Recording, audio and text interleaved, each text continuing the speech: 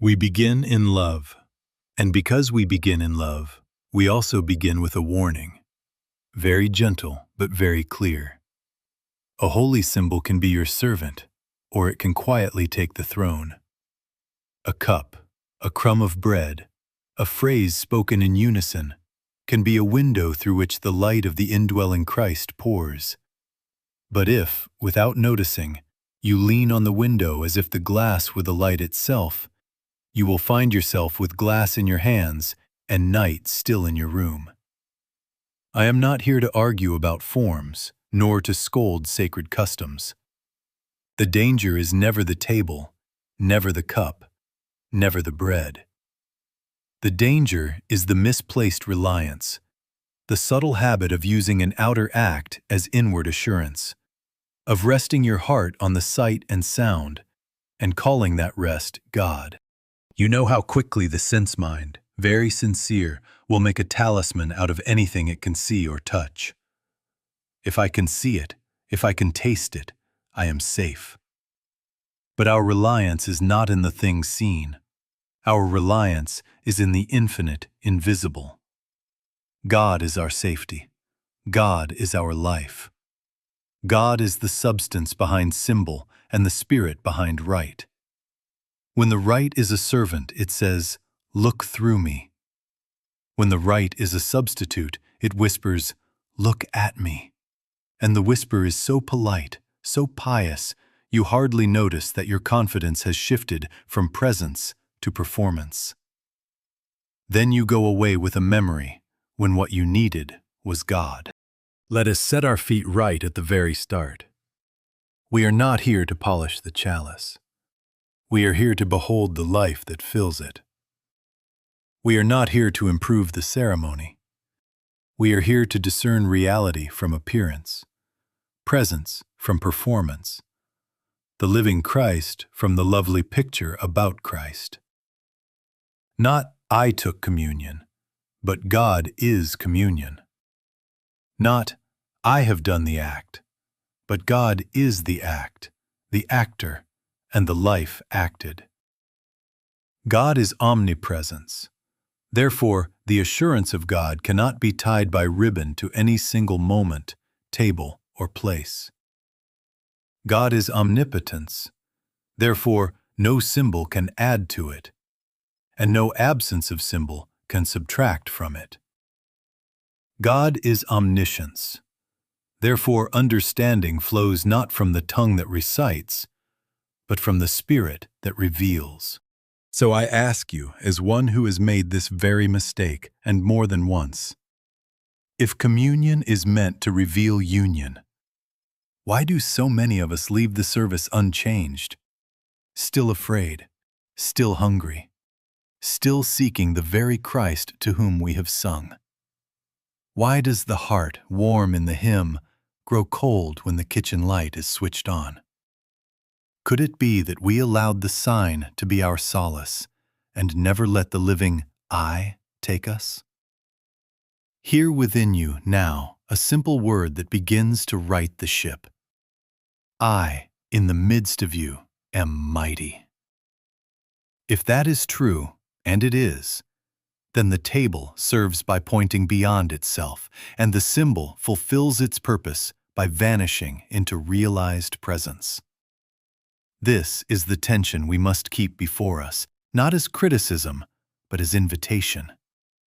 Let the window be a window, and let the light be your assurance. Let us take the next honest step.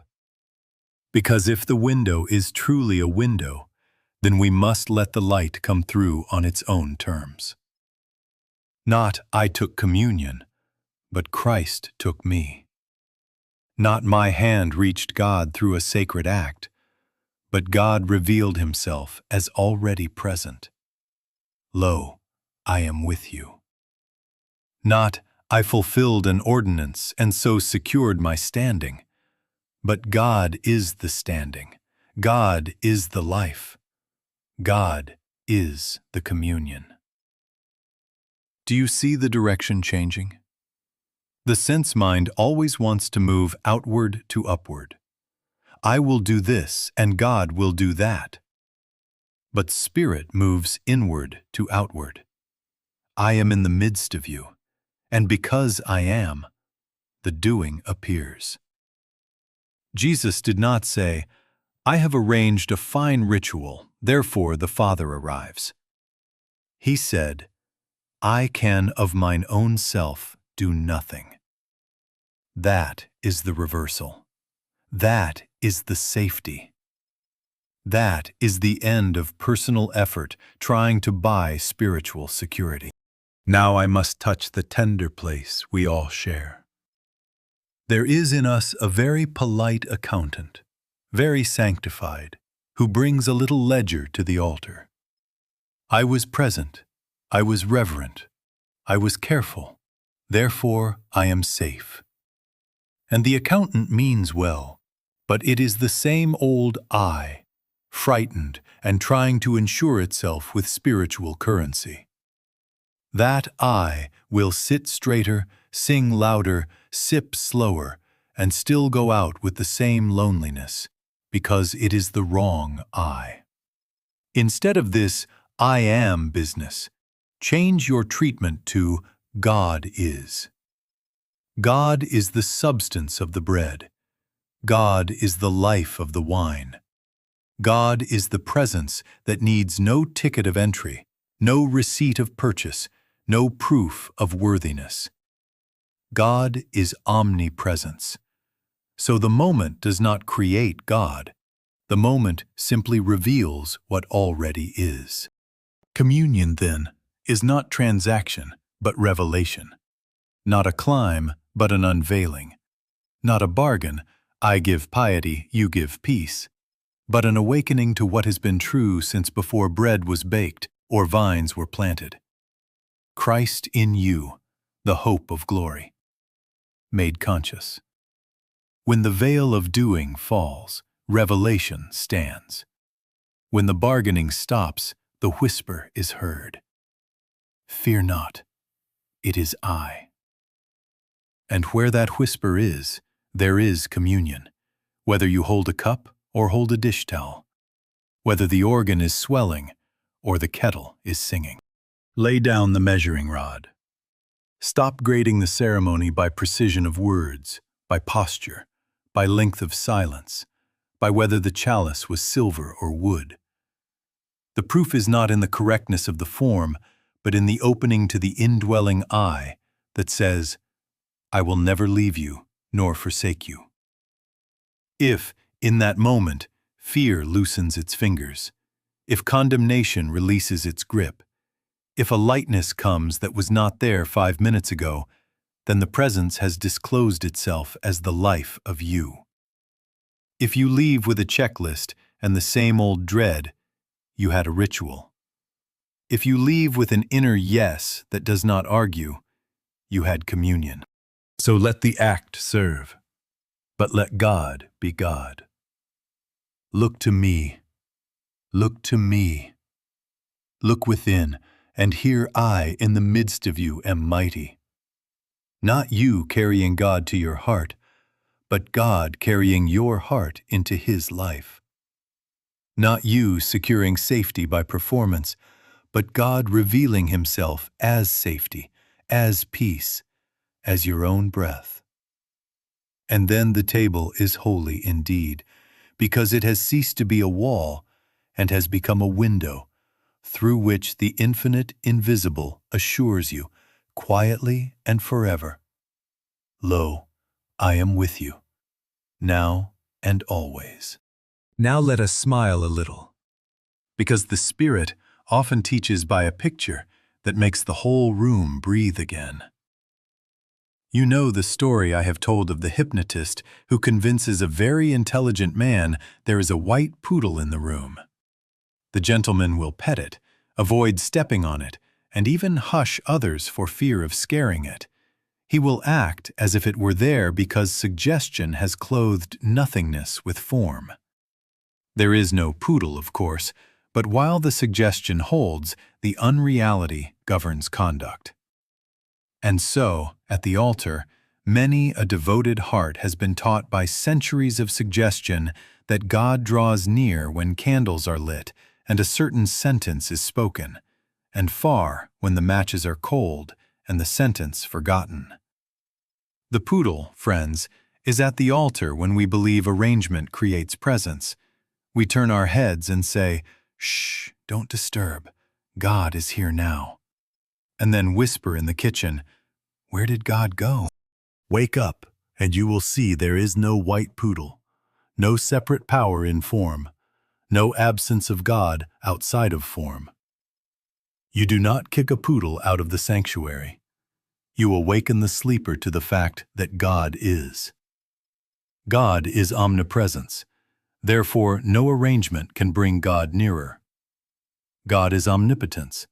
Therefore, no defect in ceremony can keep God out. God is omniscience. Therefore, the understanding does not come because we said it sweetly, but because the Spirit reveals itself within. Not, if I take this properly, God is near, but God is near. God is here. God is the life of me. And because God is, the sign becomes a window. Do you feel the reversal? The spell works very gently. It says, you must have the organ, the hush, the polished chalice, the exact mood. And then it trains you to feel God only through a sign. It is the same trick as looking down the railroad and swearing the tracks meet, perfectly sure of what the eyes declare, and perfectly wrong. It is the same as seeing a rope in the dusk and calling it a snake, heart racing, breath short, when in daylight it is just rope. This hypnotism is not sin. It is simply the human habit of giving reality to suggestion. And the liberation is not in smashing organs or emptying chalices. The liberation is in seeing that the presence precedes them, suffuses them, and remains when they are gone. So, let the symbol serve by staying translucent. Bread and wine are holy as windows, not as generators. The moment you lean on them as the guarantor, you have brought the poodle to church. The moment you lean through them into the infinite invisible, the poodle dissolves and God alone remains. Listen to the inner assurance that dissolves suggestion. I, in the midst of you, am mighty. Lo, I am with you unto the end of the world. Stand still in the kitchen as in the nave, and know that I am God. Then you will not chase God through objects, moods, or perfect ceremonies. You will find objects and moods yielding to the realization of what already is. And when the lights are out, and the choir is gone, and the dishwater runs, you will not say, "Where did God go?" You will know, in a quiet confidence that does not need to be proved, God is. God is the life appearing as your breath, the wisdom forming your next word, the love that feeds you without price.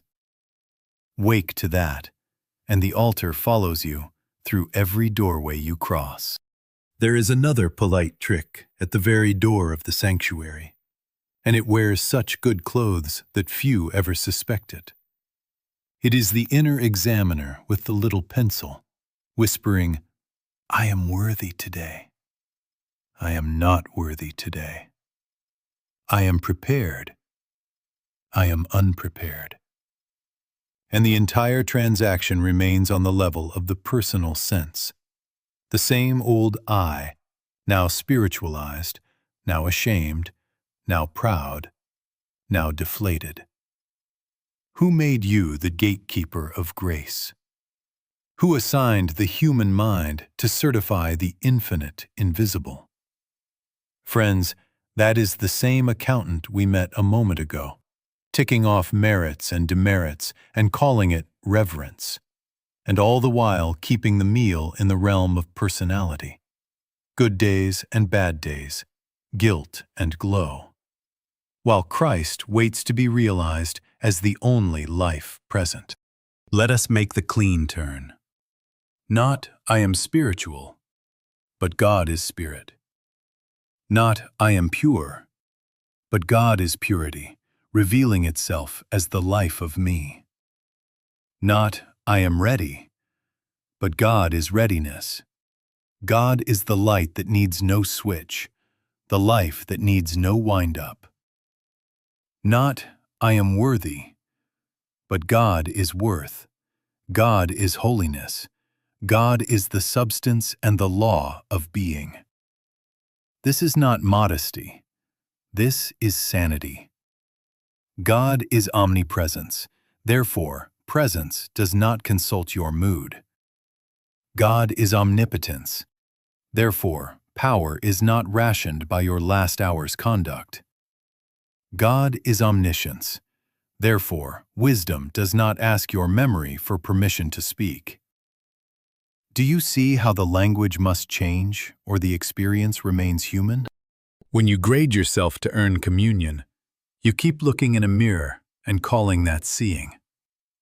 The mirror can only tell you how the weather strikes your face today. Bright, I feel holy. Clouded, I feel unholy. But the sun does not argue with clouds. Christ does not ebb and flow with your report. Human beings, wearing eyeglasses, a little out of sorts, a little short on sleep, saying, I am perfect, I am harmonious, and then astonished that fear still knocks. Stop trying to polish the mask. Let it die daily. Turn from, how am I, to, what is God? And you will find that communion shifts from performance to revelation. So before the bread touches your lip, before any prayer, any decision, be still. Let the reviewer close his book. Now close your eyes and realize, God is. God is life. God is love. God is truth. God is presence. God is flowing as the very breath moving you, as the intelligence forming your next word, as the forgiveness that outstrips your apology. Listen, I in the midst of you am mighty. Lo, I am with you. You are not earning me by silence. You are discovering me in silence. This communion between the two, between the Father revealed and the heart that yields, is the Holy Ghost. Then whether the day has been shining or stormy, whether you felt noble or small, the reality is the same. God is. And the table is no longer an examination room, but a window. You will not ask, have I measured up enough to sip? You will know, quietly and without argument, the life that is God lives as me. The love that is God receives me. And the holy meal ceases to be a prize for self-improvement and becomes what it always was, a disclosure of Christ as the very life that is living you. Let us name the difference plainly, because clarity is mercy. A reminder is a window. A replacement is a wall. A reminder points beyond itself. Look through me, and the light streaming through becomes your assurance. A replacement absorbs your faith. Look at me, and the object becomes the guarantor you dare not lose. Not the bread as life, but God is life. Not the cup as forgiveness, but God is forgiveness. Not the hour as presence, but God is presence. When bread and wine remain translucent, you pass through their beauty to the beauty that is God. When they grow opaque, you press your forehead to the glass and wonder why the room is still dim. How do you know when a window has thickened into a wall?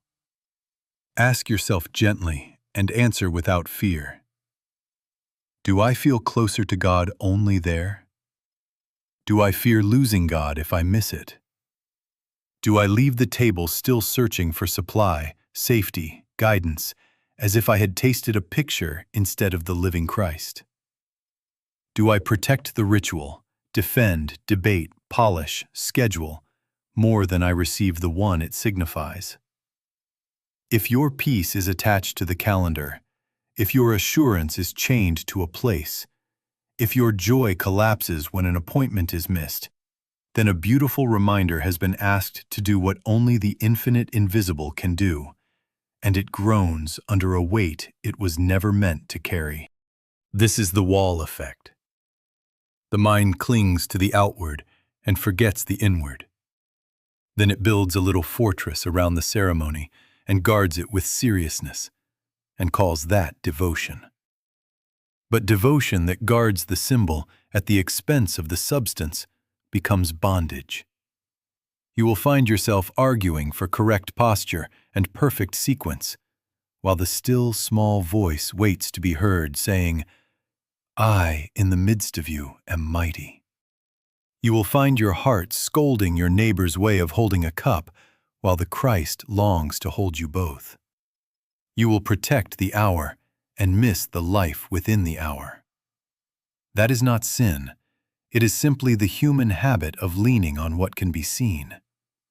Wake gently from it. I am not here to scold the outward. I have loved the outward. The table can be beautiful, the hymn a blessing, the fragrance of bread a sweet kindness to the soul. Let us keep them as windows. God is omnipresence. Therefore, presence is not confined. God is omnipotence. Therefore, no right can add to God, and no absence of right can subtract from God. God is omniscience. Therefore, the understanding you seek is not printed on the page of the program, but realized as the word rises within. Not, I am secure because I attended, but God is my security because God is. Not, I am forgiven because I sipped, but God is mercy forever, revealing itself as the life of me. Listen now, and let the sign become translucent again. Lo, I am with you. Look to me, look to me, look within. Stand still, before, during, after, and know that I am God. Then bread and wine do their holy work by getting out of the way, by reminding you to behold what cannot be poured, cannot be broken, cannot be missed. The blessing of the symbol is to disappear into realization, so that when the room is empty and the lights are dark, your heart is bright and your feet are steady, because the window has done its work and the light remains. Beloved, if the window has grown clear, let the light speak for itself. Hear not as poetry, but as reality that confronts fear and melts it in its own heat. I will never leave you nor forsake you. Lo, I am with you unto the end of the world. I, in the midst of you, am mighty. These are not comforting slogans pinned to a bulletin board. This is the announcement of what is, voiced from within your own being. The cure for substitution is not arguing with the symbol. It is letting this I claim its throne in consciousness. For when the voice within is present to you, the need to lean on the outward fades like a dream at sunrise. You know the little fright that sits in the pew and says, "What if I miss it? What if I do not get enough? What if the hour passes and I am left out?" Human beings with calendars and watches have been hypnotized to think the essential must be caught at 10 o'clock or lost forever. Be still. God is omnipresence. Therefore, the essential is never on the clock, but already in your midst. God is omnipotence. Therefore, grace is not parceled out by the usher or withheld by your mood. God is omniscience. Therefore, the Word knows how to reach you without your cleverness. Not, I must be there or I perish, but God is here. Therefore, I live. Not, I felt nothing, therefore nothing happened, but God is, and feeling or no feeling, the presence abides. Let the inner Christ take the first word and the last.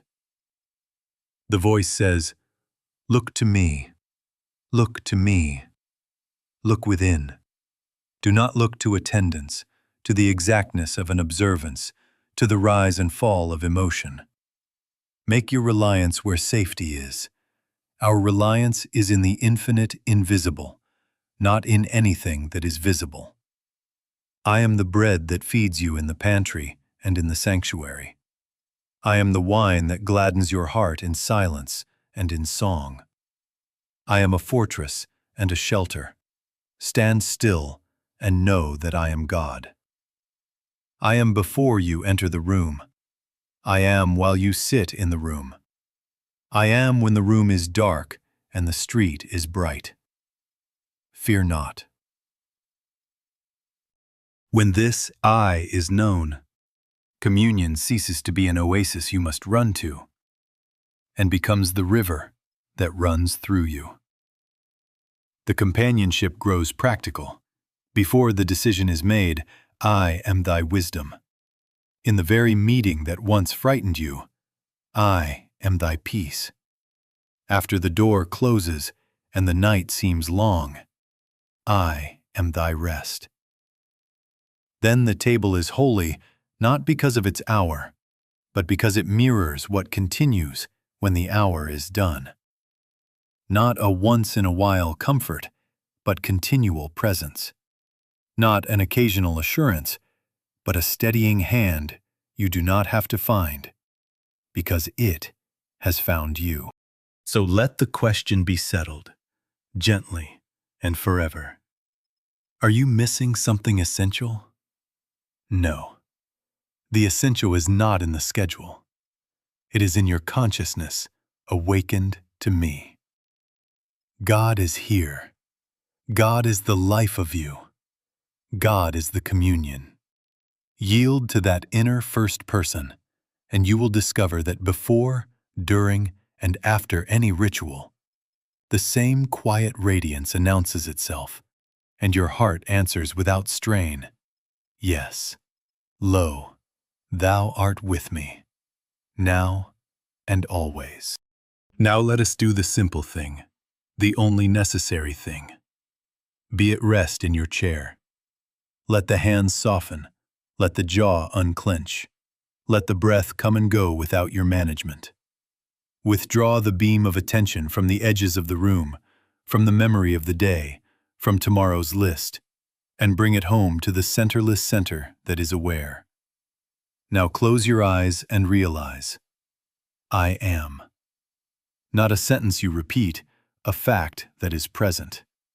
I, before thought, before name, before role, just this quiet being. Notice that seeing arises, hearing arises, thoughts arise and pass, and yet this I remains, unchanged, quiet, present. Do not rush to decorate it. Not the I that wants, fears, strives, makes reports on itself. That is the old accountant, a character on the stage of mind. Let it sit down. This I is the still witness to whom thought is noise and silence alike. It is not personal. It is presence. It is the awareness that was here before you said me, here when the story got loud, here when it quieted. Be still and know that I am God. Feel how the knowing of being does not need a reason, a plan, a proof. It simply is. Now, gently, let language serve what already is. Instead of this I am business, we change the treatment to God is. God is life, and that life is the pulse you are not starting and cannot stop. God is love, and that love is the warmth softening your chest without cause. God is light, and that light is the clarity without a lamp. God is omnipresence, so you are not going anywhere to find. God is omnipotence, so you are not making anything happen. God is omniscience, so wisdom can come without your strain. In this realization, it dawns, I and the Father are one. Not a boast, not the little I swelling up, but the recognition that the only I here is the Father's I appearing as individual being. I can of mine own self do nothing, and in that nothing, everything lives me. Let communion ripen. Without picture or push, allow bread to be felt as substance. Spirit feeding you where no hand can reach, suffusing cells and memory with quiet sufficiency. Allow wine to be the joy of grace, an inner gladness that does not need a reason, an innocence that washes the edges clean. Do not try to feel it. Let it be. Look to me.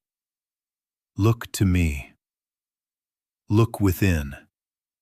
Hear the gentle first person speak within you. I am the bread of life. I am the true vine, and thou art a branch. I, in the midst of thee, am mighty. Fear not. My peace I give unto you. Our reliance is in the infinite invisible. Rest in me. I am a fortress and a shelter. Stand still. Stay one breath more. Let the doing end, and the being speak for itself. If a thought comes, let it come and go. If a feeling rises, let it rise and pass. The river runs whether you watch it or not. Now, from the heart, without effort, seal what is true. Thank you. Thy grace is sufficient. The kingdom of God is within me. Carry this quiet as you open your eyes. Do not break the communion by moving. Let movement be within communion. The presence that fed you remains. The life that cleansed you continues. The love that united you abides. Lo, I am with you, in the pantry as in the sanctuary, now and always. This do in remembrance of me is not a command to revisit a mood. It is a call to live from a fact. If communion was real, it does not park itself in a pew while you fetch your keys. It comes with you to the sink, to the street, to the meeting, to the bed when the house is dark. Remembrance is not memory. Remembrance is reliance. You do not merely think differently. You rely differently. God is. God is the life of you when the hymn has ended. God is the wisdom of you when the paperwork begins. God is the substance of you when the cupboard looks thin. God is the presence of you when no one else is awake. And so the table moves into the kitchen. The window you looked through becomes the light by which you chop onions, pay bills, and bless a stranger with a smile you did not manufacture. When fear rises, about the letter in the mail, the doctor's word, the child not home yet, do not run to an outer reassurance as if the presence had stayed behind with the organist. Stand still. Stand still and remember. I in the midst of you am mighty. Look to me. Look to me. Look within. Not, I must find more support. But God is supply. The earth is the Lord's, and the fullness thereof. Not, I must make this safe. But God is a fortress and a shelter. Our reliance is in the infinite invisible, not in anything that is visible. Money is not your life. Institutions are not your savior. Schedules are not your guarantee. God is life. God is safety. God is order. In that remembrance, the clutch in the stomach loosens, the mind ungrips, and a way appears that was not on yesterday's list. Is the steel plate the protection? Or is the Word of God the protection? Locks and plans have their place, but they are not the fortress. I am thy fortress. God is omnipresence, so you do not need to transport safety to your door. It is here. God is omnipotence, so no appearance has power to outshout the Word. God is omniscience, so wisdom to act, wait, speak, or be silent rises from within you without strain. Be very practical with this. Pause one breath, touch the inner eye, and then move. You will find yourself doing different things than fear would have arranged, and doing them with a calm that is not of your making. Demonstration replaces declaration. You will not have to say, "I am peaceful." Peace will govern your tone. You will not have to insist, "I am provided for." Orderly sufficiency will appear where waste and worry used to stand. You will not have to boast, "I have faith." Your choices under pressure will reveal what you trust. Human beings, wearing eyeglasses and reciting, "I am serene," and snapping at a clerk is the old mistake. Instead, one quiet moment of inner communion before you dial the number, before you open the door, before you answer the email. And another takes the call, opens the door, writes the reply. Make it concrete and keep it simple. Before a meal, do not try to bless food as if grace were outside waiting to be sprinkled. Realize God is substance, and let gratitude be the evidence. Before work, do not pump yourself with, "I can do it." Realize my doctrine is not mine, and watch ability come without tension. Before a difficult conversation, stand still and hear. I will give you a mouth and wisdom. Then speak as one carried. At the threshold of the house, at the curb, at the sink, in the late-night quiet, the same inner voice. I will never leave you nor forsake you. Lo, I am with you. This is remembrance turned into life. Communion walking on 2 feet. Christ living as the choices you make, and the rest you keep. There comes a faithful test, and it does not always wear church clothes. Illness comes, and the schedule breaks. Grief enters, and the hymn book is not at hand. A Sunday is missed, a month on the road unspools. A season turns dry, and the pantry of feeling seems bare. You sit under hospital lights, or alone in a hotel room, or in the kitchen after the house is quiet, and the symbol is nowhere near. Let us be very honest here, because honesty is mercy. Do you feel cut off, as if God were an address you cannot reach, an hour you have missed, a door you cannot open without a key? Or do you find, perhaps to your own surprise, that the same quiet inner current is present, that you can turn gently within and hear, "Lo, I am with you"? This is the test of discernment and the sign of maturity.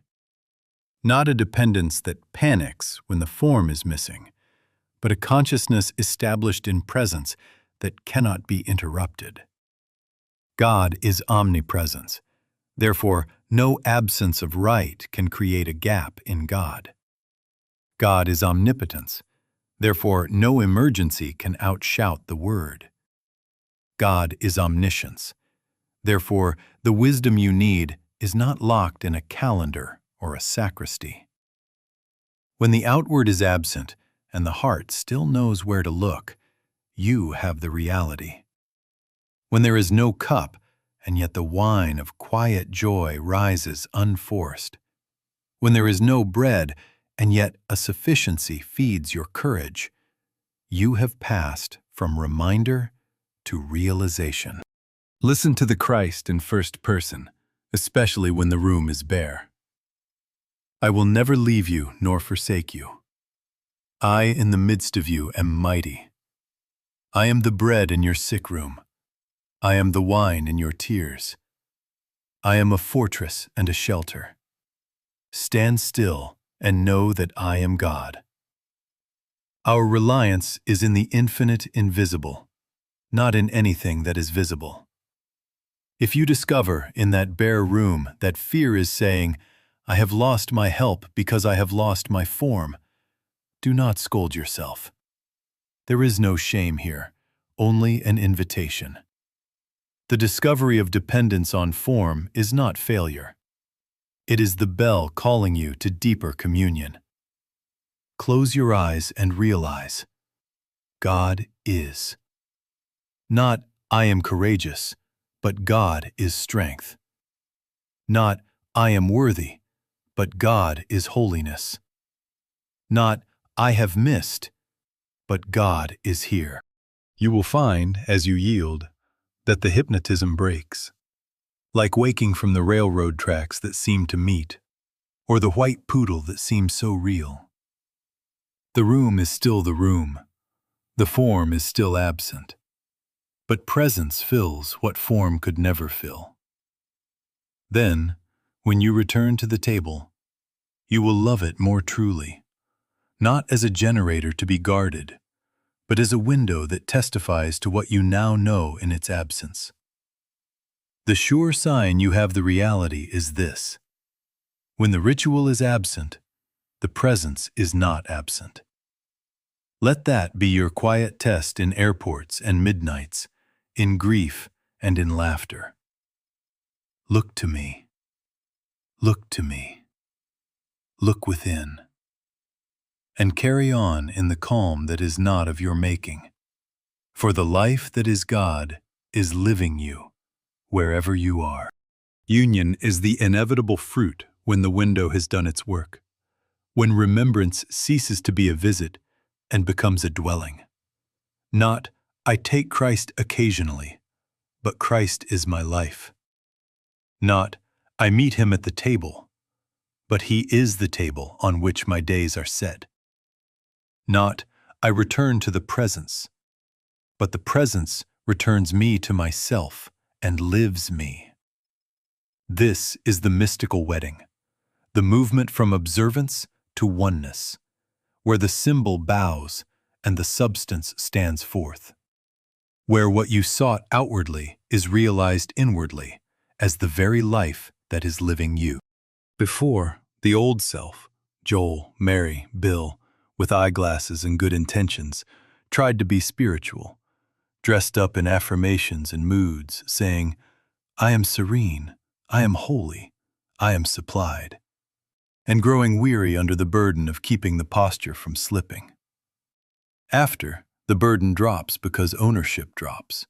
Not, I am spiritual, but God is spirit. Not, I make my supply, but God is supply. Not, I can of my own self do this, but the Father within doeth the works. The old actor steps off the stage, the life takes its rightful part, and without announcement, holiness begins to shine as gentleness. Wisdom begins to appear as timing. Love begins to show itself as readiness to forgive before apology arrives. Now the great simplicity. Father, Son, and Holy Ghost are not 3 points on a diagram, but the one presence, revealing, indwelling, and communing. The Father is the source, the infinite invisible. The Son is that same life appearing as your individual being. And the Holy Ghost is the living current of communion in which source and appearing are known as one I. Not 2 presences, not you and God bargaining across a table, but God is. God is life, God is love, God is truth. God is omnipresence. Therefore, this union is not achieved. It is recognized. God is omnipotence. Therefore, nothing can separate you. God is omniscience. Therefore, this knowing of oneness is its own assurance. Hear the wedding vow spoken from within you. I will never leave you nor forsake you. I, in the midst of you, am mighty. I am thy life. I am thy wisdom. I am thy peace. Fear not. Stand still and know that I am God. Yield and let me be myself as you. You are not trying to come closer. You are resting where I already am. You are not polishing the mirror. You are beholding the face that was there before the mirror was made.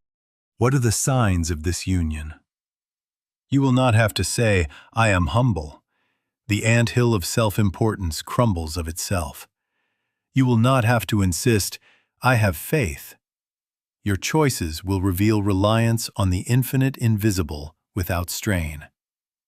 You will not have to claim, I am provided for. The day orders itself with an effortless sufficiency. You will not argue doctrine. You will love. You will not defend a right.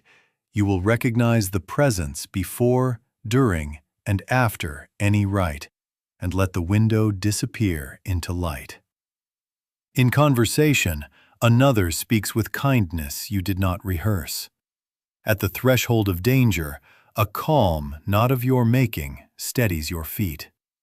In the middle of night, when no comforter is near, comfort within announces itself, and you sleep.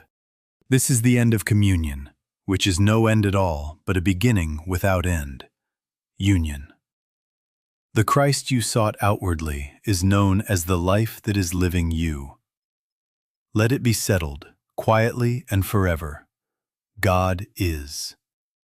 God is here, as the eye that sees, as the love that moves, as the wisdom that guides.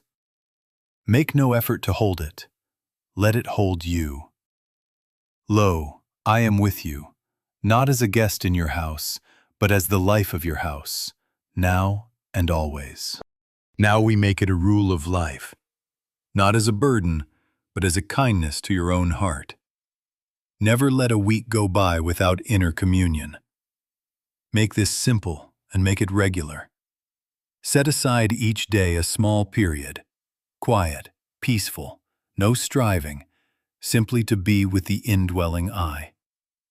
Not to get something, not to prove something, not even to feel something, just to realize.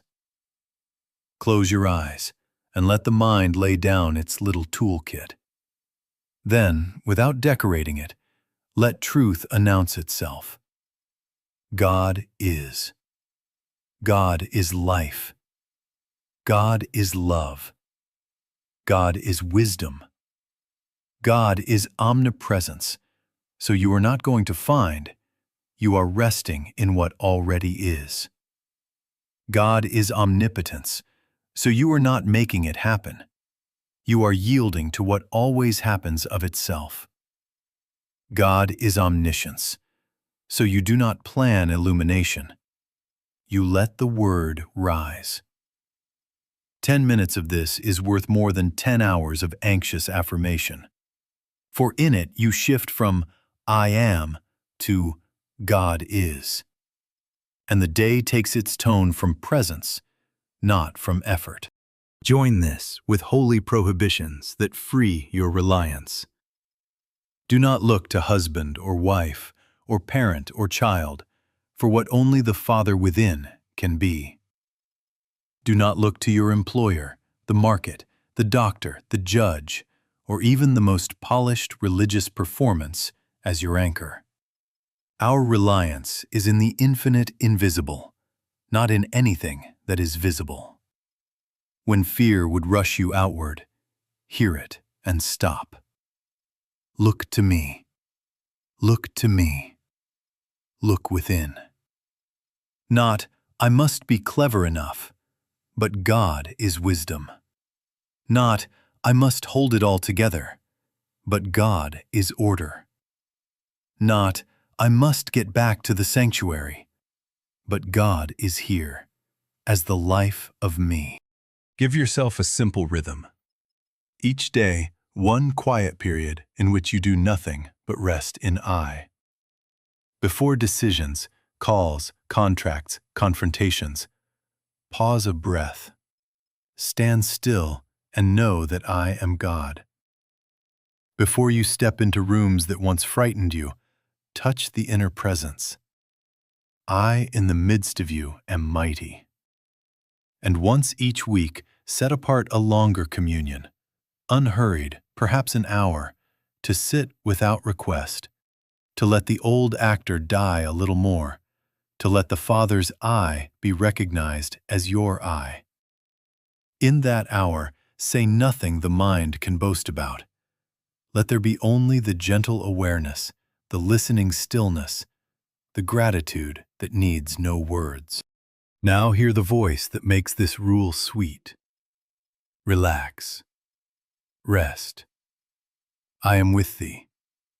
I will go before thee to make the crooked places straight. I will never leave thee nor forsake thee. I am thy bread and thy wine, thy fortress and thy shelter. Look to me. Look to me. Look within. As this communion becomes natural, you will discover the quiet miracle. The ritual you love grows richer, not poorer. It is no longer a substitute, it is a celebration. The window is clear, the light is recognized, and every time the table is set, you smile, not to get God, but to honor what God is, now living as you.